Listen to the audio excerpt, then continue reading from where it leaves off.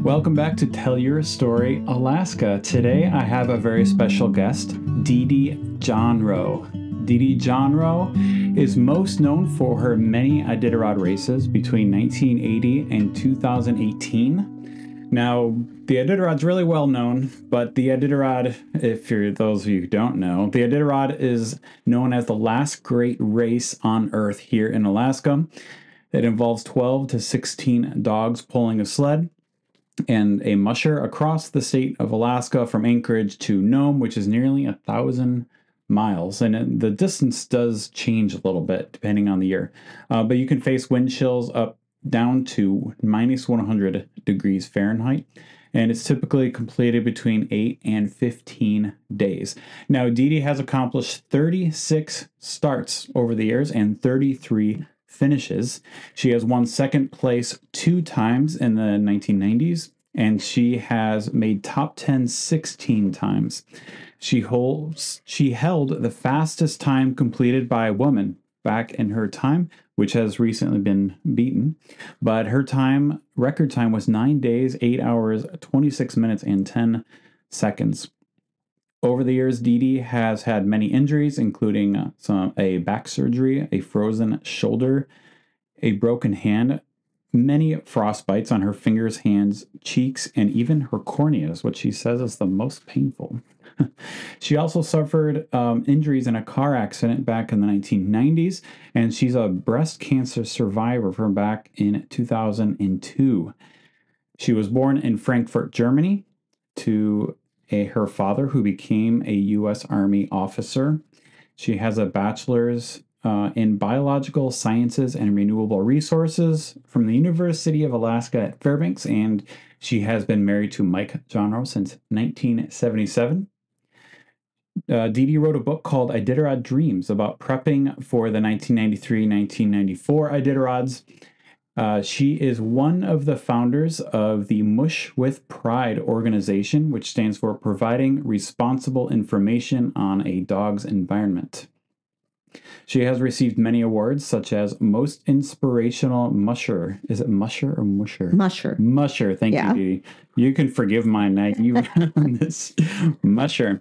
Most Inspirational Musher Award, the Leonard Sepla Humanitarian Award, which is about being recognized for her very good dog care.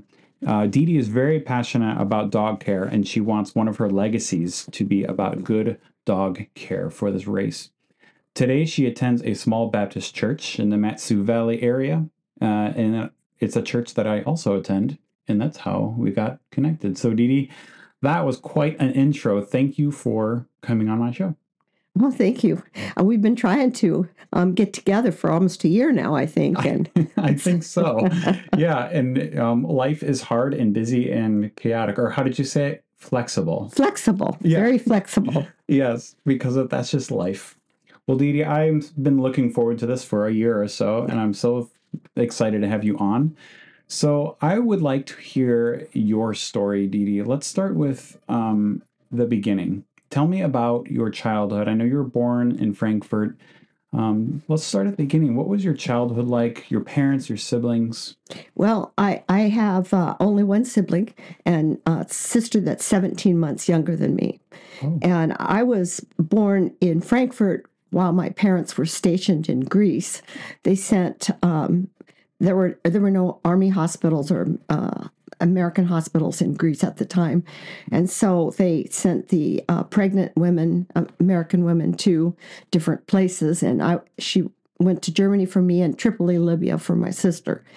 And so I don't remember Greece from that particular time, but we did later in life go back. And so I remember Greece from that later visit.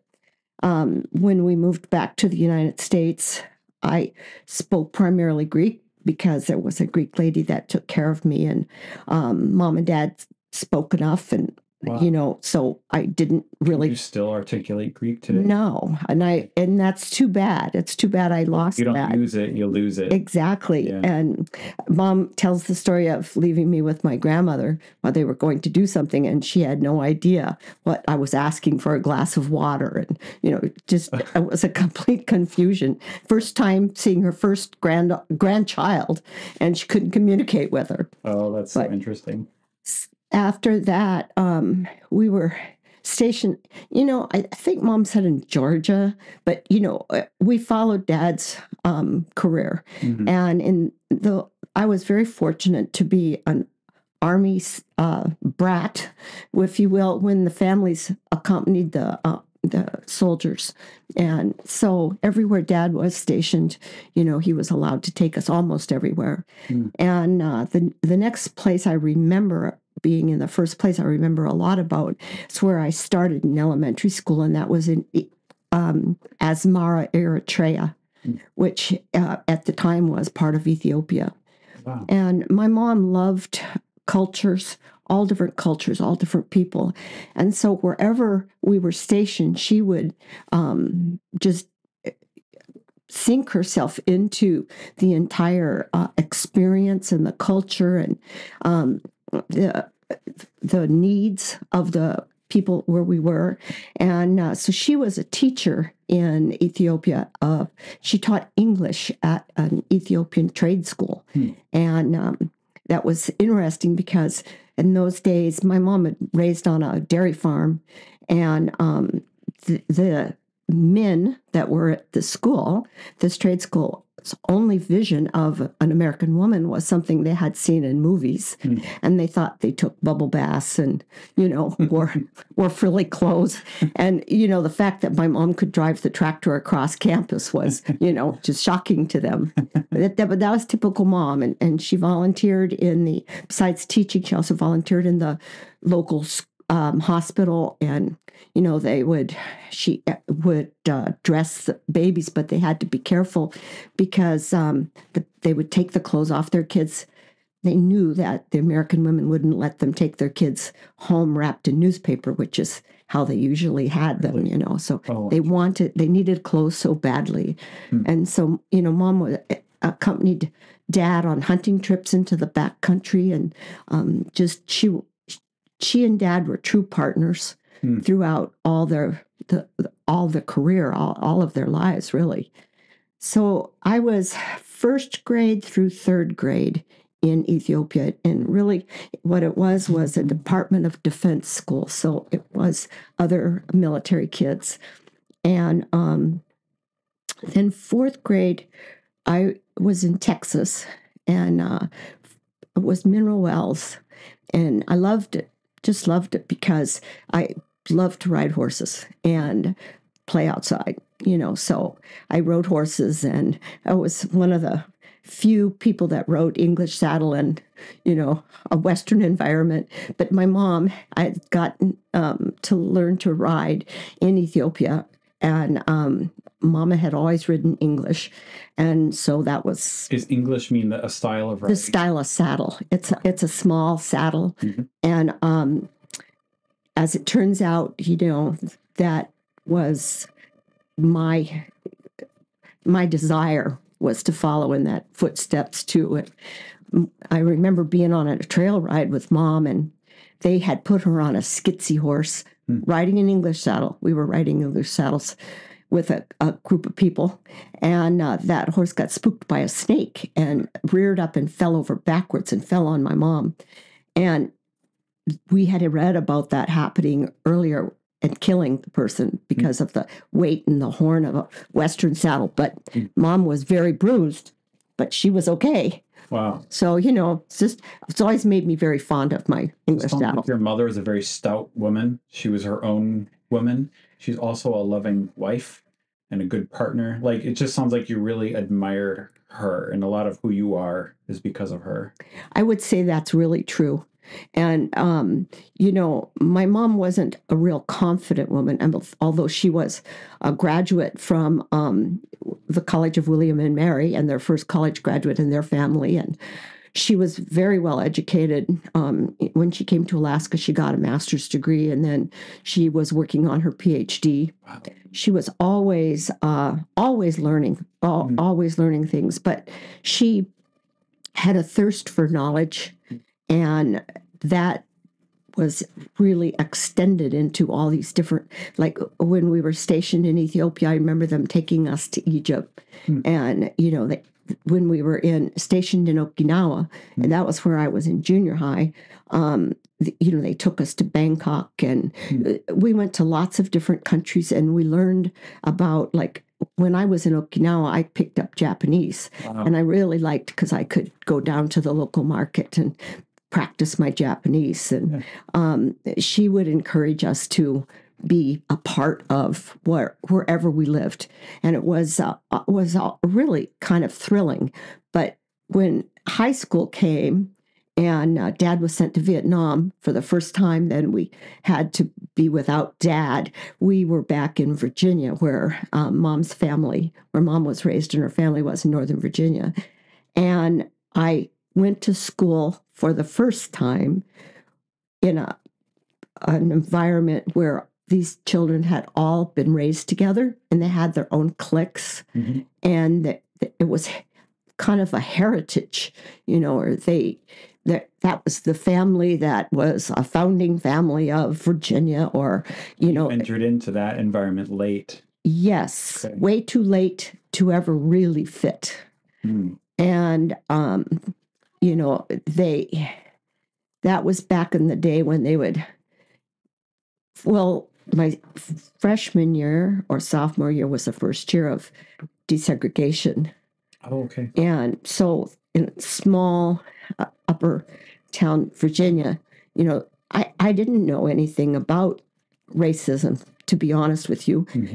Mom and Dad had never exposed us to it, and we had lived in so many different countries with so many different people that the concept that, somebody would be discouraged from even being a friend or being around them or anything because of the color of their skin or a family that they came from was totally foreign to me. Yeah.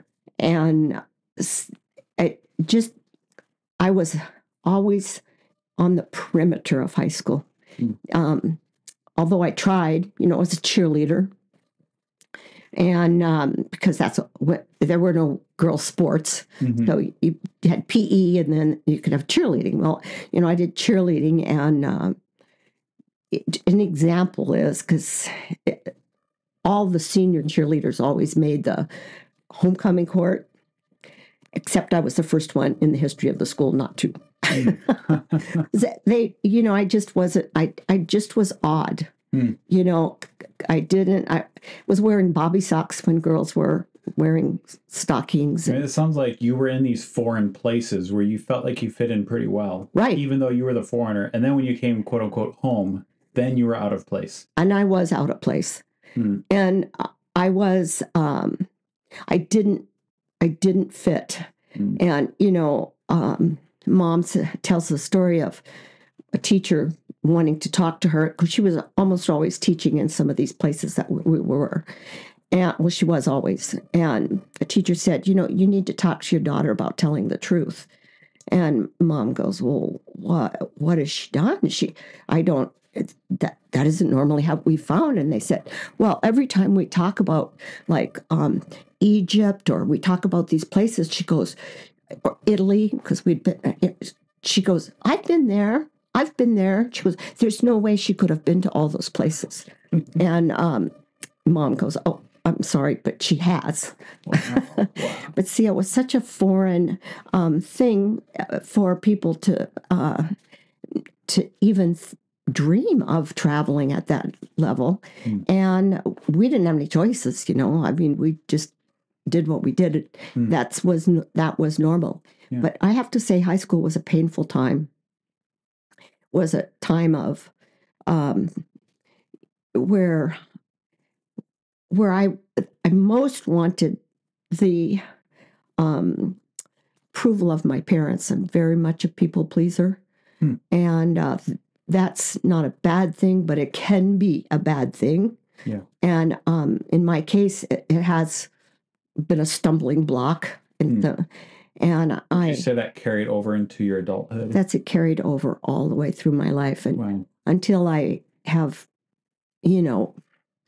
really tried to face it as not always the right way to react. It's been a hardship in many cases, but I guess an easy child to raise. When they're people pleasers, they want to follow the rules and stuff. Yeah, that's really interesting, DeeDee. I understand the people-pleasing thing. I know people in my life that struggle with that. Tell me about how you and your family ended up in Alaska. Well, so I was in high school in Virginia, thinking that this was my future. I was going to stay there, and Dad had gotten assignment. He came back from Vietnam, and he'd been assigned to the Command General Staff College in Kansas, and I was like, no, we can't move again. It's my senior year. It's my most important year in high school. Just a really self-centered kind of approach to it. And Dad and Mom decided that they would make a deal that if they let us stay, and Dad would commute back and forth for my senior year, then I was to make the deal that I would go with them wherever they were stationed after that. Okay. Well, I didn't expect them to hold me to that. And he got stationed to Alaska. And I was just like, you've got to be kidding. And I had been accepted to some colleges that I was really interested in Virginia, and I intended to stay in Virginia. And we've never lived anywhere cold. And the whole thing just sounded horrible. And I was furious. And but 3 days after high school graduation, they loaded us up in a camper, and 2 dogs and a cat, and my sister and I, and we drove to Alaska. And I was just frigid with my father, just so mad. Wow. And could not believe he was holding me to my deal. Right. And when we got up here, now you can go to any college in Alaska. Well, there was like 2, it's not much of a choice. Or Fairbanks and Anchorage. Yeah. Well, Anchorage wasn't a campus then. And kind of goes to show the irony of it. I chose Fairbanks because it was further away from Dad, and I was mad. Wow. So, of course, the whole idea being that I didn't like cold weather. And Fairbanks was way colder, but it didn't matter. So the Parks Highway wasn't open then, and we all from Alaska, I got accepted, and we all from Anchorage got on the train, and we took the train to Fairbanks. So it was a train full of kids. Mom went with me, and they forklift all our stuff out on the ground, and Dad was in charge of the military security, Army security in Alaska. And so some of his men from Wainwright came and picked us up that night and took me and Mom to the university the next day. And we drive up, and no kidding, hanging on the side of my dorm are caribou bleeding down the side of the dorm, and ducks, and, typical Alaska. And Mom and I just went, what? But it was beginning to be like an adventure like. And my mom said later, she thought, what have I brought my daughter to? Wow. And it didn't take me long to just fall head over heels for Alaska. Within about 6 months, I was just, I went, my parents ended up being restationed back. Dad was sent to the Pentagon. And I said, I'm not moving. I'm not going anywhere. Wow. And I never left Alaska again. Except for traveling, but never, ever resided anywhere else again. So what was it that changed in those 6 months from get me out of here to don't make me leave? One of the biggest things was I had always lived in an environment where you were evaluated. You were either an officer's kid or, or not, a non-commissioned kid. I was always defined by family. And in Virginia, the culture on the East Coast of what your background is and your pedigree is. And we had one. My mom's family comes from Lady Throckmorton was Sir Walter Raleigh's wife. So, there was a pedigree, but I didn't like any of that. And you never were just yourself. It was never that way. And when I was in Fairbanks, they didn't even care what your last name was, much less where you came from or any of that. None of that mattered. It was like you were evaluated strictly on how you treated them or how they treated you. I mean, I could just invent myself, could just be myself. And I wasn't really a judge. Everybody was so different and so odd that we were such an eclectic group of people that there was almost nothing that, anybody got pushed to the edge for like it was in high school. A little bit less than like the land of Alaska, but more like this social dynamic where you're now your own person rather than you're the daughter of so-and-so. Okay. Exactly. I fell in love with the land. I fell in love with the lifestyle. But at first I fell in love with the people about how we just were as it turns out, I went to college with guys that are, climbed Mount McKinley, that have been in the legislature, that, just been important people. And didn't make a bit of difference, I didn't know any of the last names of Alaska. I didn't know the Murkowskis or, the names. But I went to school with right after Jay Hammond, whom I admired as a fisherman. So it was just really exciting to be able to discover this whole world of people that were all different. I feel like that's so tied to like when we think about what the American spirit is. It doesn't matter who your daddy is. What matters is who are you? Right. And there's something very appealing about that in being American. That's how I feel. And, I really, the first time I went out to Bethel was for a job in a summer between semesters. And when I went out there, it was, there was like 3 or 4 cars, weren't hardly any vehicles, and honey buckets. Almost nobody had any kind of indoor plumbing. Right. And water was delivered to, tanks in your house or garbage cans or whatever in your house. And I would have to find school kids to interpret for me because most of the elders, especially out of Bethel towards the Delta, didn't speak English. They still spoke Yupik. They spoke Yupik. Wow. I mean, very much so. Yeah. And I remember calling home and telling Mom, this place is wonderful. This is just wonderful. You would love it. It's just like it was when I was growing up. These people are so cool. I love that you feel most at home when you are the foreigner. Yeah. Well, and they were just so real. I mean, there was no they said what they thought. They didn't say a lot. They were so kind.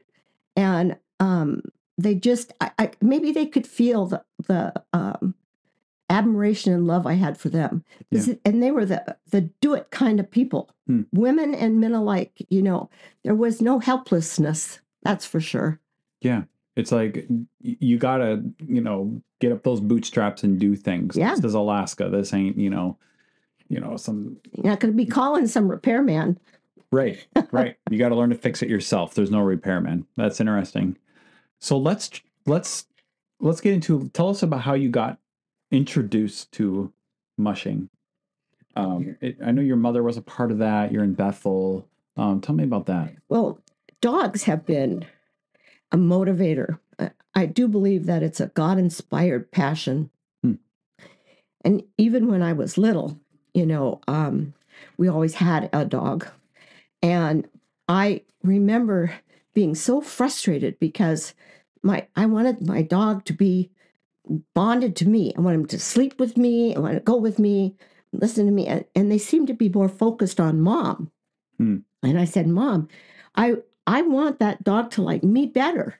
And she said, well, you know, they have to, they look to and they are attached themselves to who takes care of them and who can provide for them and they can depend on. And so if that's what you want, you're going to have to get up and take them out, and you're going to have to feed them, and you're going to have to clean up, and you're going to have to always, you know, and you can't goof off because then you're not dependable, and then they don't know what to expect. And that she taught me a lot of my life lessons, like you have to put them before your own comfort, you know, even though you might not feel like it, you've got to put, so that and being kind, and you can't just reach for them. You have to be gentle and kind, and you have to talk to them, and you have to be, you know, be gentle, be considerate, think of them first, you know, all these kinds of things that you teach children usually as they play with other children. Yeah. And my motivator was I wanted that dog to like me the best. Yeah. It sounds like this is kind of the root of your passion for dogs. Exactly. Yeah. And caring for them. Yes. And in high school, you know, I dearly did not like babysitting. I mean, I just didn't enjoy that, but I took care of animals. Okay. And I volunteered at the shelter on the weekend, on Saturdays, at the Humane Society, and I would give dogs baths. And that was what I did. Instead of a car wash, it was a pet wash or dog baths. And then I would wash dogs there to make them more adoptable. So it truly was the real passion that I think has been a center of my life. And that's why I believe it's really it's God-given. The thing that I had to learn that was a bit of a difficult, was a conundrum to me, was how was this passion that was so deep seated in me useful as a ministry? How could it possibly be a ministry? How could God use that? God uses missionaries, and God uses, I could see how I couldn't sing, and I didn't feel like I was an artist. And, you know, I didn't see any gifts that I had. You speak of gifts and scripture, and I couldn't see any of them, you know. And then, was that like a kind of a struggle for you? Like I'm different, and I'm not like these other people that we're supposed to admire, like missionaries and stuff. Yeah. Where's my place in all this? Where is my place in life? What is it that God can use me for? And, you know, teaching Sunday school, well, okay, you know, was all right, but I didn't feel it passionately. You know, it wasn't, I didn't live every day to learn a new lesson, although I do enjoy kids, especially, you know, older ones that you can talk to. And I really do enjoy them now, especially. But dogs were something always, you know. Well, then I had the struggle as I got into running dogs, that I loved it so much that it could take a priority in my life. And it did take a priority in my life. And that's where the struggle began. Because, you know, I couldn't give it up. I didn't want to give it up. But I had to get to a point, and the 84 race was really when I realized it the most clearly, but it had been developing. I had to get to a point where I was willing to give up all my dogs, if that's what God asked for. What happened in the 84 race? Well, I had resigned from, I had been a biologist all this time, you know, with Fish and Game, and I loved the summer work because I loved being outside and all of that. But I needed to write reports and do village meetings and stuff in the winter. And I hated writing. I just hated writing. So I would, found myself less and less content because I had now been promoted to the point where I wasn't the field data gatherer. I was the manager, had to write more reports. And it was like promoted out of what you love to do. I think that happens to a lot of biologists. Yes. They go into the field because they like to be in the field. Right. So that's why they're not that great at being, legislatures or government, because they were never really into that to start out with. Yeah. So you take these people that would rather be sitting under a tree counting, squirrels, and put them in Juneau explaining things, and they're like bumbling over it, and they're miserable too. So, anyways, as that time continued, the fall of 83. So now I had run 2 Iditarods, 3, I guess, 81, 80, 81, I skipped 82 and 83. And 83 was the first time I broke the top 20, and I was 15th. And I was just sure I could do better. I was only going to run it once anyways, but that, suddenly I could see that I could do better if I had this, if I did that, if I trained harder. But I couldn't train any harder because I was training at night and on the weekends. And Mike was working shift work, and he couldn't help, and he didn't want to help. And I didn't intend for this to be a burden of his. And so I resigned from Fish and Game in 83. I made a list in that year of the pros and cons, and one of because they offered to give me a sabbatical for 6 months or a year, and I said, one of the cons was my sister had come to Bethel, and then she had fallen in love and married my assistant area biologist. And for me to supervise a family member that close was just not going to happen. Not a good idea. It wasn't a good idea. It didn't make for good, it just wasn't good. And that was something that would not change in 6 months. I would hope would not change the rest of their lives. So I resigned, and I had this idea in my mind of how I was going to put the race all together. How I was going to put it together. I was going to work, and I was going to fish our boat on the Kuskokwim, which I did, my own salmon boat. And then I fished all the way up to Norton Sound.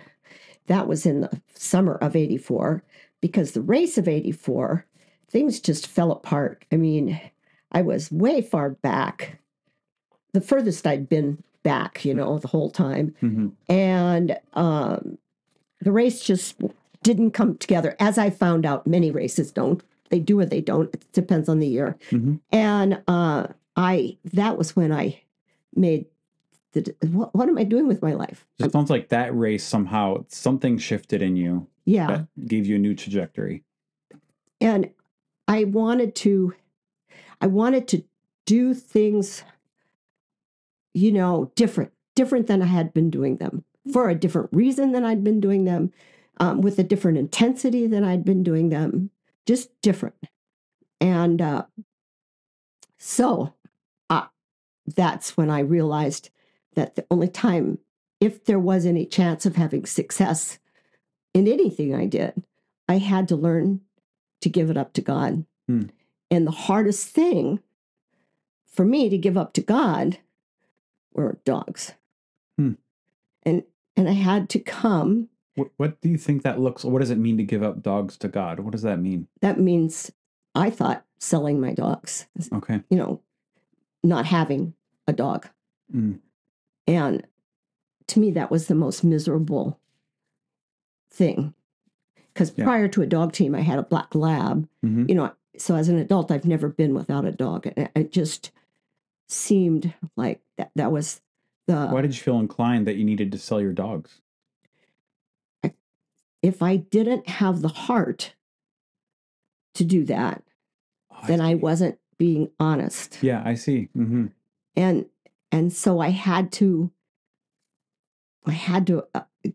tell God, I meant it. And so that is not what happened. God blessed me after that. I took 85 off of a race, and I judged that year as a race judge. Mm-hmm. That was a amazing experience and kind of horrendous at the same time. And it was a really bad weather race. It took 18 days to win that race. Wow. And Mike was a pilot in the race that year. And but I learned so much by being in the servant role and helping these mushers and seeing everything from the front to the back with a clear head. But I wouldn't say really a clear head, because every time you'd get done, they'd jump you up ahead, and now here came the whole pack at you again, and maybe you'd had 8 hours of sleep, or maybe you didn't, Mm-hmm. And my desire had been not to be a stumbling block, is how I'd seen judges, but to be like a facilitator for everybody being successful. And, the first checkpoint I was judging at was called Rabbit Lake at that time. And the first musher that comes in is Susan Butcher, who's been stomped by a moose and has dogs in critical shape and dying. And, it was like a crisis. Yeah. And it was, whoa, welcome to the real world, And so my desire to facilitate, that was the year Norman Vaughn came in with no dog team and just a snowshoe for a crutch. And John Ace came in, and he had a big wad of dogs, and his clothes were almost completely off. And, as I remember, his stomach was all red, and I was just thinking, holy cow. So, there was a lot of facilitating to do to help make these people successful, and that was my desire.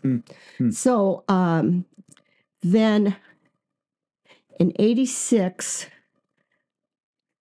I didn't race, but my life had so many different twists and turns too. Because, when I left that, I patchworked together different incomes by fishing, which I loved. I loved fishing. I love fishing with a net, particularly. And so I commercial fished the Kuskokwim. And then I thought that I took my husband's herring boat, and he wasn't going to go herring fishing that year. So I drove his herring boat with a friend of mine around out of the Kuskokwim around Cape Newingham and down to Togiak, where we camped on the beach for a month. Well, camping on the beach for a month so we could get deck loaded onto a tender to be taken to Norton Sound. Well, I was getting bored in a 2-man tent, there was a lot of people there. So I went out to one of the processors that knew I was a fish and game biologist, and I had been, and they hired me as a row tech. Oh, interesting. In Togiak. So then now I could get a shower at least, because I could go. So as I got into that company, then they had one of their tenders take my boat north, and I rode with my boat north. And then, we ended up in crushed ice, and I was in one of the wooden scows and, knocked a hole in the scow and had to beach it in Nelson Island and fix it, So it was really a very adventuresome time. Yeah. And did that adventure invigorate you? Absolutely. Yeah. Absolutely. And I was captain of my own ship, and it was a side beater. So, it was a lot of work. But I found the people in Unalakleet camped at Besborough Island, and I had met some of them from Iditarod, and so I had a way in because of dog racing to bond with the people up north. Yeah. And well, it just sounds like all of these new avenues. Yeah. These are new incomes so that you can do this, like, God calling mushing with your dogs.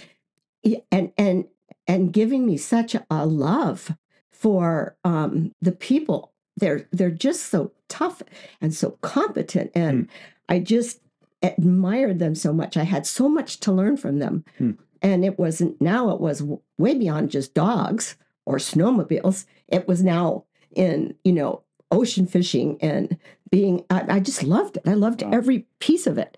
And the more adventure, the more, adrenaline junkie I was. And I might say I still am. Yeah. And so it was through that. And the other thing is, the coastal people had such a clear understanding of God. How so? And the Covenant Church had done a wonderful job in bringing faith to the Unalakleet area in particular. But the mission, when the Covenant Church went in, they weren't like some of the other churches that sent pastors like the Methodist Church or send somebody and they'll be there for a few years and then they send somebody else, The whole concept, because the Covenant High School was there, and the concept was to work themselves out of a job. Right. So they were training the residents of the area to be their own leaders, own Christian leaders. And they had been doing it for a while. And that was my first host family, because we had host families in those days. In Unalakleet, my rookie year, was the pastor and the principal and his wife of the Covenant High School. And I just remember, because we've been on the trail. I've been on the trail for like almost 2 weeks. And, it's Sunday when I get into Unalakleet. And they say, we're going to pull your team in here by the church. You're going to park against the church. I went, are you sure? By the church? Yeah, by the church. Okay. And then Mrs. White had devotions before I went to bed. And then she had these nice clean sheets in bed, which I hadn't been in for weeks. I mean, pajamas laid out. Wow. It was so sweet. Yeah. It was just so sweet. And, all up the coast, I just found that sweet spirit. And, the thing is, even when they have struggles, they're right out in front of you. People are aware of the struggles that the Native community has because they're not as theatrical about hiding them as our culture has learned to be. They struggle and they have, but they've always believed in the spirit world. They very much believe in a spirit world. So they didn't have to be taught that there's something greater than them, right, in on Earth or in this environment. And it was just fascinating to me how pure their communications and their motivators were. Yeah, it just sounds like to me like you have learned so much from the Native people and the way they carry themselves in a much more honest way than maybe the culture outside of them. And it's something that's affected you, you admired and learned from. Absolutely. And definitely, I'm really hot now. Yeah, I can turn that down. I didn't think I was going to get too hot. They were turning it down. I definitely, especially having come from that environment, on the East Coast that was so captured you in its little paws, didn't let you grow. It's like they didn't let you struggle in the way that the Native communities so openly do as a community. Oh, they just, yeah. I mean, if you were a tenant farmer, you're going to be a tenant farmer. Oh, You're never going to own your own farm. Wow. And then people just kind of lived up to that reputation, and it was, my grandfather built him a brand new house and they'd trash it in 9 months. They're just, it was just different. Yeah. It's different. And I wanted to be independent, and resourceful, like the Native culture was. And I wanted to have those skills. And I knew that I had to have God to have those skills because they had got, they knew. And some of them didn't, always reflect that. But like one of the most special Christmas Eve services for years that we went to was always bilingual. And we sang all the hymns in English and in Yupik. Yeah. And, some of the Yupik services I went to in the villages would go on for hours and hours, and I wouldn't really know what they were saying, But in one of the villages, when it was time to go to church, they turned off the receiver to the radio, and you couldn't have radio or television. Well, of course, there wasn't phones, and Right. I mean, you either went to church or you played outside, maybe, but there weren't a lot of choices. I mean, this was how serious they were about it, Interesting. And of course, wherever God is, there's always a force, an evil force working hard to upset. Yeah. And that's what we hear about, a lot. But to really live with them, to me, it was very inspiring and very, very special. Yeah. And my dogs gave me the credibility, besides that they were my passion, but they gave me a way to bond with them. And it has been over the years very, very, very special gift. And you still have dogs now, is that right? I do. When I retired, I had made up my mind that I couldn't part with my dogs. I mean, I thought several different times when I was hurt and sick and stuff, I thought I might have to part with them. It was just a terrible thought, So I looked at a way that I could age them out. And especially dogs that had done so much for me. I didn't want them to go as elders to somebody. I didn't want them to be passed around. I didn't want them to not, perform to somebody's expectations. It just made me cry to think about that. So I have been aging them out. Now I have 3 this year that are training with Milla Porsed. They just finished the Yukon 450. And I have 9 more at home. And I just did place one 12-year-old with the girl that worked for me for 4 years and is now a veterinarian, and it's a retirement home. So, I have placed dogs, but I was doing some tour fill-ins for tours with at Martin Happy Trails Kennel. Okay.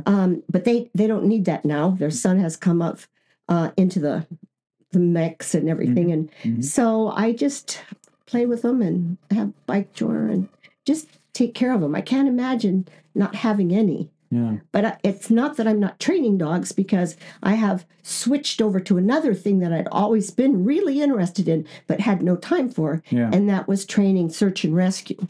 And so I've always had labs since that was my first dog. And now I've got my yellow lab is nationally certified for large area air scent. And I'm working with a 2-year-old black lab that for the same discipline. Okay.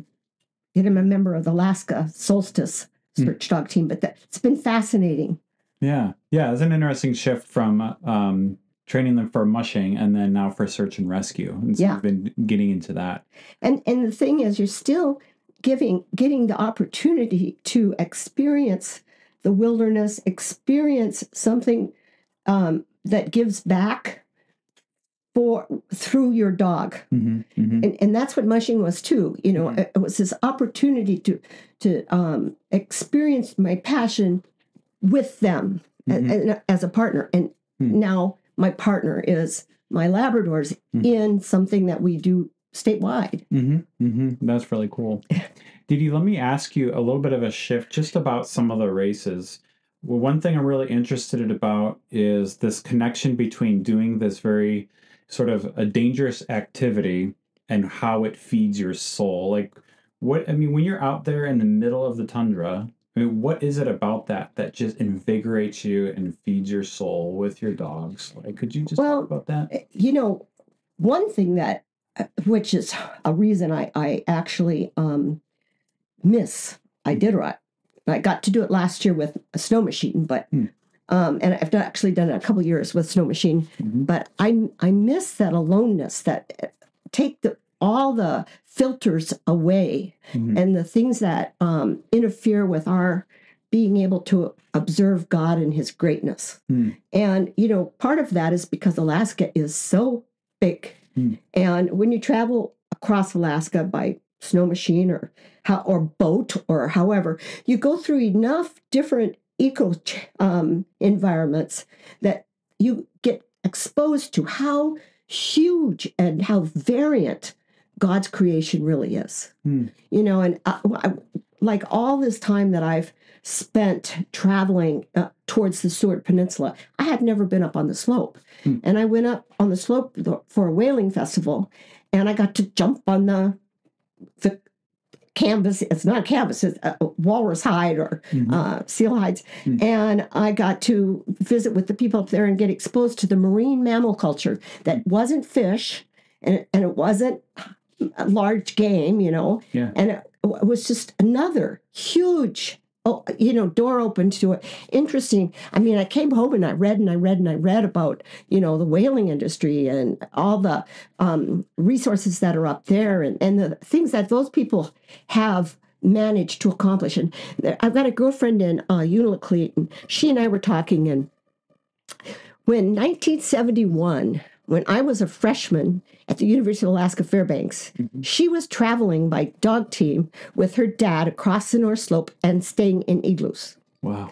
Igloos were their wall tents. Yeah. So, I mean, that's how much, it's not even that long ago, which is an amazing thing. That's the thing. It's you're living what would have been the Pony Express days, in the West. And she loves internet and Facebook and all of that. But we were talking about how it's come so far in just our own adult lifetime. Well, she wasn't an adult then. Right. Yeah. Yeah. And now in modern times, I even think about like my childhood since I was born until now with the oncoming of internet, how fast that's changed. Or even in, I'm a pilot. So in the world of aviation, just 100 years ago, we were barely in the air. And now we've been to the moon, How much? 100 years ago, that's when the diphtherium run was made. What is that? It was to take the serum to Nome for the kids that had the diphtheria epidemic. Right. And they had a choice. Governor Bone had a choice in that time of using an airplane that had never been successful in a winter flight or the dog teams. 100 years ago, he chose the dog teams, and that was a good idea. Right. But that's how far that's come. Wow. Yeah. I mean, I just flew my plane 2 days ago, and it was like 5 degrees, and it worked just fine. But yeah, back then, I think they even used water-cooled engine, and of course, that wouldn't work. It would have frozen. Yeah. I'm not sure that the cab was enclosed or, however you say that. But. Sure. Yeah. Yeah. Let me ask you about some of the dogs. Some things I've heard about the race is controversy about the treatment of dogs, and I know this is something you're very passionate about. There over the years been controversy over, having dogs run 1,000 miles in 10 days. I mean, caring for dogs in that environment. Would you talk about some of the issues surrounding dog care and this race? There definitely have been, and there's been huge advances that have been made that all dogs throughout the world today, all working dogs have benefited from because they had the ability to study 900 dogs that were in good shape and good condition in a short period of time, more than any beagle kennel, at a dog food company. So they've learned a lot about feeding and stuff, but and resting and running and training and, preparing and breeding the appropriate dogs for the task at hand, which is really what you're doing in any breed of dogs, So there's been so many advances made, just as there have been in people with sports medicine. But in the meantime, there's people that have collapsed as they run a marathon. There's been things that have happened that could have been preventable, but not necessarily with the knowledge that they had at the time. For instance, we almost never see cardiac myopathy anymore. But we did often in the first, no often, but it happened within the first 300 to 400 miles of the race. But as it was studied, the external signs of cardiac myopathy, the breakdown of those proteins, is evident in the urine, and those dogs are dropped and sent home. Wow. Even if they're screaming to go and they want to leave the checkpoint, we now know that they have dumped, toxins into their blood system that are going to stop their heart. Wow. So, that came, one of the classics is when one of the mushers took a 24-hour in Nikolai, and the vets all went through. These dogs look great. They look wonderful. They ate, they drank, blah, blah, blah. Dog dropped dead 10 miles out of Nikolai. Wow. So it's just, it's been firmly documented. So now the drivers that are running now have so many more tools and information to run with. Another thing is the pneumonias. And we've learned a lot about pneumonias and asthma, and what actually happens to create a pneumonia, especially if the wind is blowing in their faces and they've eaten sometime recently. It can regurgitate and then be sucked into their lungs instead of, so it's just a slight regurgitation that's happened, but it goes into their lungs, and then they end up with a bacterial infection. Yeah. And they're able to, at the stops, to test the dogs for a lot of these issues that we now have a lot of knowledge about. Yeah, well, when we first ran, you just collected dogs and ran. And there was no limit. When I first ran, at one point I was running 20 dogs. Wow. And we were all running 20, 22 dogs. Wow. And then, a guy showed up to the starting line with 33 dogs and was going to put 10 of them in a cage, in a sled. And the vet said, no, that's not happening. Yeah. And, So they started adding some rules. And, Susan Butcher started it, and I was quick to follow. We did our own blood work. We paid for it, and we had blood panels done to see the inside of the dog, not just the outside. Yeah. And, of course, now it's done. All dogs have it. Yeah. And it's provided, by the committee. ECGs came out of the need to understand what the heart was doing. Why? And then, if you took most of our dogs that have been in training into a regular veterinarian, they would say, that dog's got an enlarged heart. That dog's ready to have a problem. Yeah. But they have an athletic heart. They have a trained heart. They can tell by the beats, whether it's got an arrhythmia or something that, would cause issues. Yeah. And our veterinarian that just passed away this past fall, Stu Nelson, was a very strong Christian. And he was a veterinarian for 22 years. And his motto was, let no death go in vain. And he was very, very adamant about doing necropsies and very thorough blood work on any dog that expired to be able to understand so we could learn how to prevent. And ulcers were a big problem. And very little of that now because, we give them omeprazole and we've learned how to give it to them and, in their feeding schedule, when to give it to them. And so, it's just fascinating, the advances that have been made, much less in foods. Yeah. And it's exciting just to learn, Oh, yeah. Giving dog omeprazole. Like, I've taken omeprazole because I have that issue. And, we translate these medicines over and learning about it's just kind of exciting. Like, what is the potential here for better dog care? That, to me, it's thrilling. And that's what keeps me still really motivated and excited about the sport. Because, getting holistic, like acupuncture and chiropractic care and massage, all of that's come of age within the dog world, especially working dogs, in the last 10, 15 years. And, it's just compared to what we knew in the early days. So would you say the kind of the naysayers, the people who are suggesting that this race is a maltreatment of these dogs, would you say that that's just bunk? I would say that is bunk, because nowadays you can't even enter without having completed successfully and being evaluated in the preliminary, in a set of preliminary races. That didn't used to be the case. Secondly, the judges and the veterinarians, and there's over 55 veterinarians from all over the world that are serving in these checkpoints.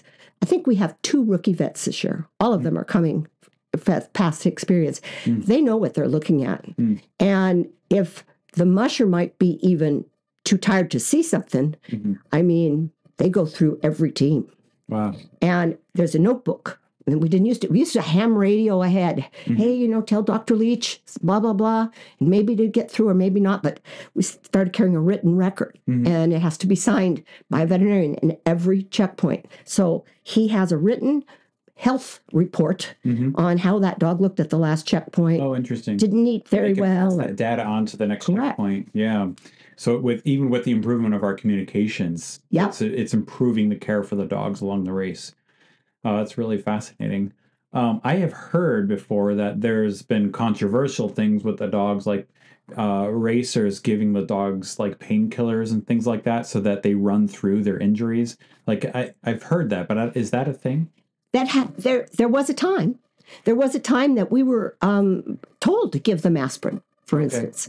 And then, a guy gave a dog 4 aspirin, and the dog died of a ulcer. Wow. And so, aspirin was reevaluated and shown to be not appropriate for long-distance dogs.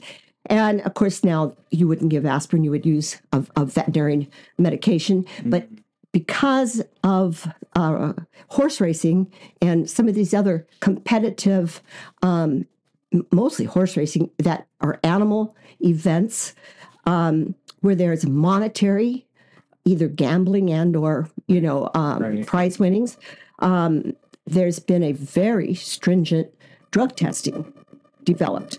And the drug testing that is now used on our dogs is the same as used for the Olympic athletes. Okay. And in fact, on our board of directors is Nina Kemple, who's also on the drug testing Olympic committee.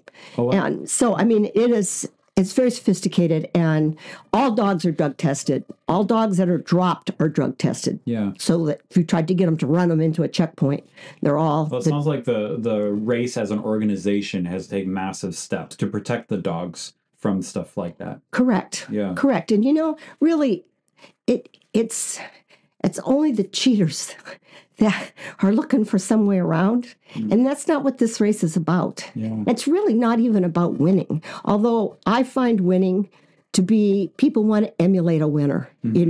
What did you do? How did you do it? I want to feed like you. I want genetics like yours. They're always looking for that golden key.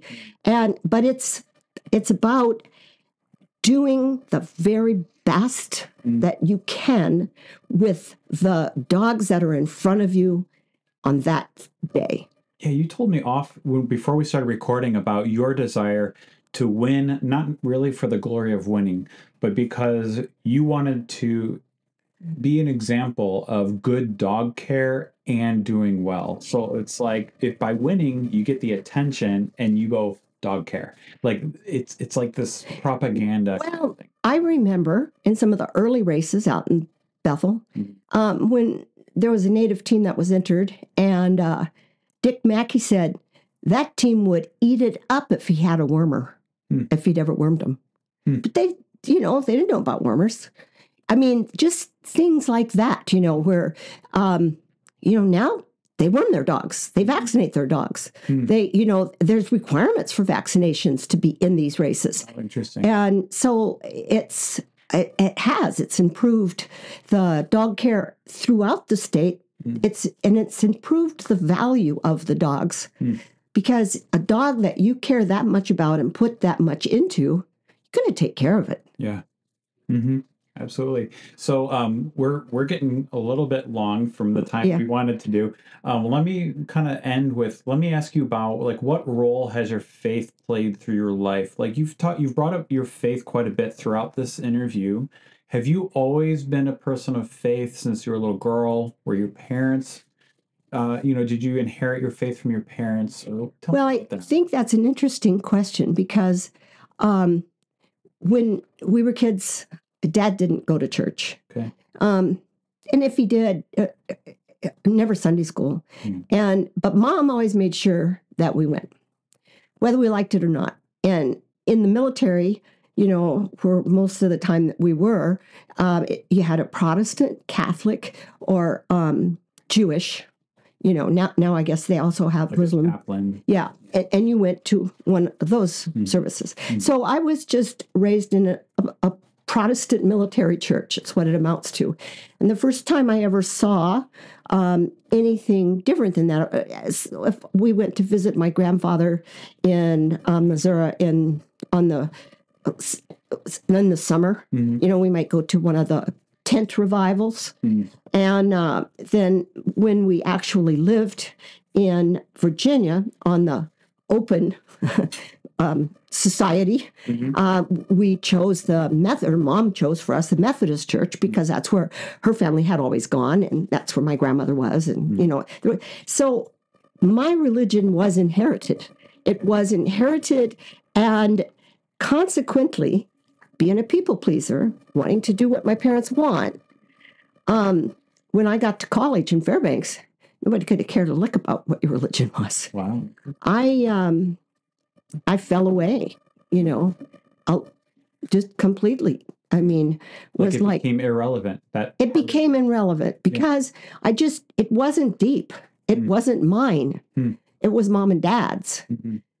And by then, my dad had gone through a huge spiritual revelation of his own when he was in Vietnam. And he had given his life to the Lord. But then he comes home from Vietnam with this new fever, and he's now going to change the dynamics of the whole family. And we're now going to have church 6 times a week and, family devotions. And we're like, no, I don't think so. So his zeal was almost too much. A little bit of a calm down. Turn off. Yeah. Sure. So, when I got to college, I went to church sometimes not really sure why. Then sometimes I'd be called up front and I'd want to go up front, for an altar call, but it was all emotional. It really wasn't a real depth. I still didn't understand how much I needed God. And when I was out on the Delta, I remember I was camped out with my kayak on Barrett Inlet, and it was the longest day of the year, and I was waiting for a pilot to come get me, and it was maybe 11:30 at night, and I thought, oh crap, I'm going to be stuck out here another night, because I was traveling doing resource inventory work on waterfowl, and I was alone, and we would be alone, and this really precious pilot came and got me that night, like midnight on his float plane, and there again, just the sweet spirit, precious guy. And we got to talking, and it was Ken Anders, and he was the associate pastor of the assembly church there and school. And he worked for missionaries, and flew for missionaries throughout Alaska. Wow. In fact, he died, his plane crashed at Nuiqsut on a mission trip. And so when I talked to him and just was around this just really positive spirit, I wanted to go to church where he went. And so I started going back to church. And that was in Bethel. And fortunately, it didn't require any special clothes because I didn't have anything but blue jeans. It just all the things, the layers that had been in religion weren't there. Yeah. And it was in that environment that I made my own personal decision for God. And I think the loneliness of being by yourself, but also the awe and the desire to want to be clean, be refreshed, to be, as they tell us, reborn. But, can I just erase the past? Right.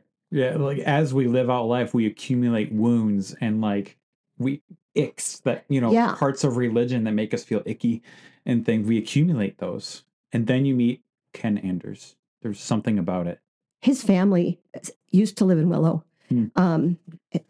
I think Ethel's passed now and the boys live outside. Okay. But they're special family. And it was that same kind of spirit, that same kind of godliness of Al Marple that was a judge on the race. That's how I met him and how I got to, I want to go to church where that man goes. And that's how I picked the Baptist church I go to now. Yeah, and that's where I ended up going as well. And that's how you've been going there for 30 some years now with you and your husband. And we've gone through real dry times where there haven't been a pastor, and we have to, and I feel just like parched, spiritually parched. But I felt that God didn't want us jumping churches, and that this was where I was led to, and this is where I need to contribute to. And just because I don't think I'm getting fed is no reason to leave God's house for someplace else. You have like a sense of commitment to a particular community. Yeah. Well, DeeDee, we're at an hour and 10 minutes. Okay. We were aiming for 45 minutes. We can close it up. I just want to thank you for coming on the show. I've learned a lot from you today that I'm going to process. I especially liked what you were talking about, just being alone, but also in awe. And obviously, we're in Alaska. You're alone on a boat, and you're looking at these mountains. There's something about that stirs something divine in us, so to speak. I think divine is a really good word for that, because it you say it's awesome, but people use awesome so randomly nowadays, like flippantly. That it doesn't, it can't even begin to grasp it. And Alaska, and you're in the ocean, like my fished for 40 years in Bristol Bay. And I ask Ellis about this, and it's so powerful. It's so huge. You are literally in God's hands, whether you get through some of that weather or whether you find your way, whatever, it is very, very amazing. Talked about this in a recent episode with a guy who's planting a church. He was saying there's two kinds of hardships. One is voluntary hardship and one is involuntary hardship. So like running the Iditarod race is a voluntary hardship. You choose to take on this hard thing. There's something that takes you to another level because you're choosing the hardship that makes you worship. But then there's involuntary. You have a car accident. There's tragedy. You did not want this. You didn't volunteer for it.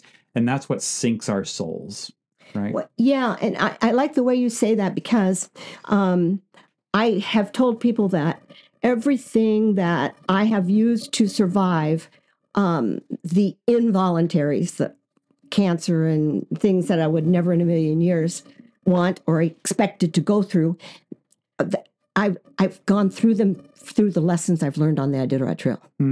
Oh, yeah. And the lessons that I've learned on the Iditarod Trail have served me so well in life. And it's like it's been a training ground for life. Yeah. It reminds me of like the Proverbs, it's like wisdom is a treasure. It's more valuable than gold, more valuable, and it lists all these things. But it's wisdom. And you got wisdom on that trail by voluntary hardship. Yeah, absolutely. And, one of those things I've often told people is, when I'm out on the trail and I'm between someplace, quitting is not an option. I mean, it really wasn't an option in the days when I was out there, because there was no way to even tell anybody you're quitting. Yeah. And then what? Now you're going to put your dogs there and you're just going to lay there and starve? I mean, quitting's not an option. Right. You have to figure out how to get out of that spot till you can get to the next safety zone. Yeah. And of course, volunteering, putting yourself out there, I have to push through. That does something to our souls. That's good for us. Yeah. I love that. DeeDee, thank you for coming on my Thanks, show. Billy. I really enjoyed chatting with you, and I'll let you get home to your dogs. Okay. All right. Thank you for coming and tell your story, Alaska, and I'll see you at church.